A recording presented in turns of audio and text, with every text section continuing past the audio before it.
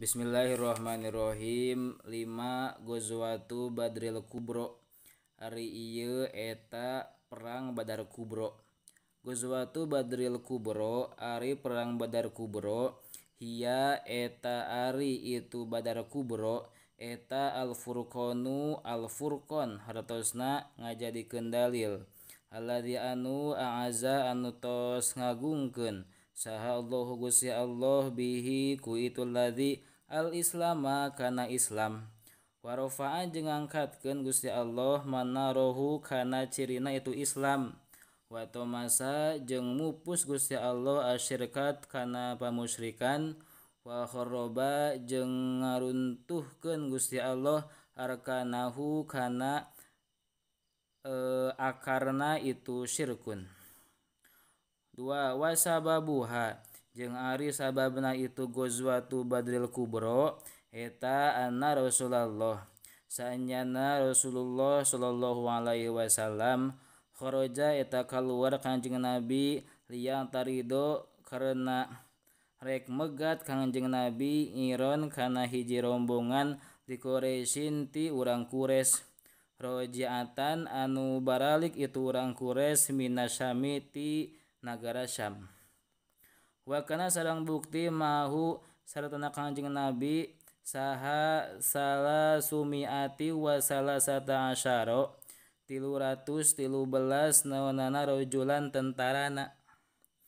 3 Falamma alimat maka samang-samangsa nyarohun saha Quraisyun urang Quraisy bidzalika kana itu kajadian di luhur arsalat tah ngutus itu urang Quraisy sitamiati wa khamsina kana 850 naonana rajulan tentarana lihimayati irihim karena pikeun ngajaga rombongan ontana itu urang Quraisy wa tijaratihim jeung barang daganganana itu urang Quraisy.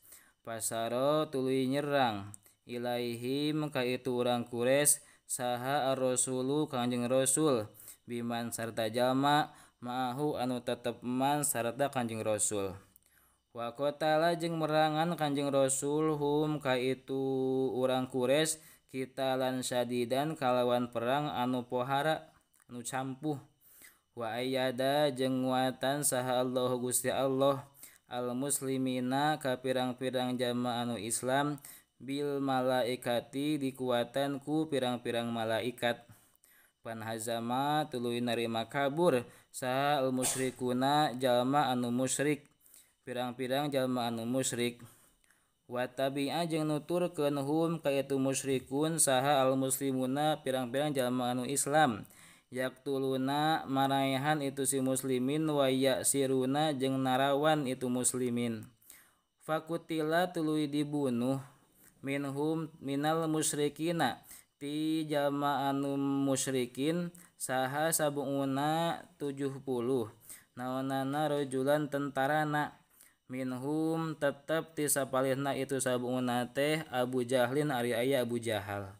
Wa usiro jeung ditawan minhum ti itu sab'una minhum ti itu musyrikin saha sab'una 70 naonana asiron tentarana tawananana.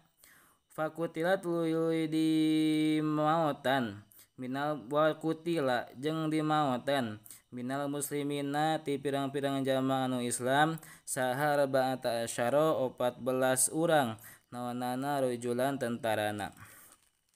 Summa amaro teras marentah saha Rasul Kanjeng Rasul bidapni qatlal muslimina kana nguburkeun anu maot ti pirang-pirang muslimin wal musyrikina jeung ti musyrikin.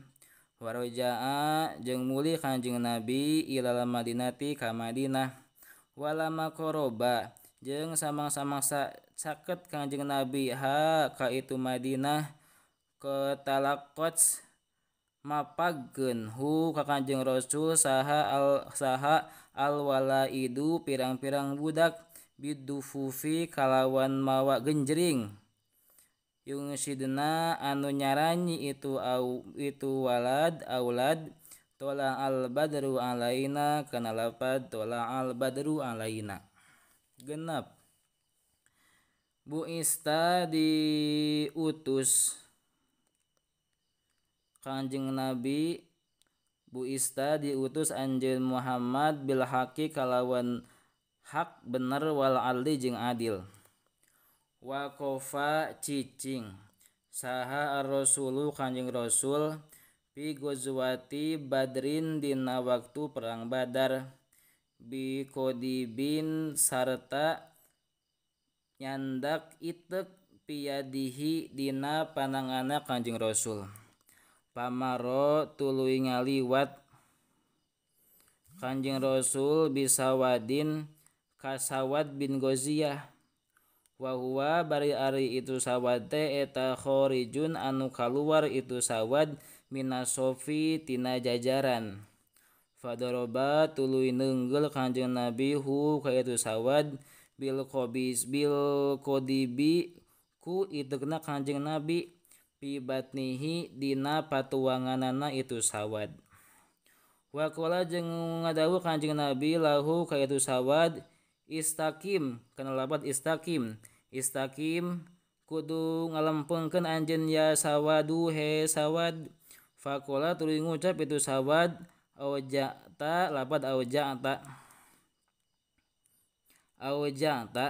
geus nganyarikeun anjeun Kanjeng Nabi geus auja'ta geus nganyarikeun anjeun ni ka kuring ya Rasulullah he Rasulullah.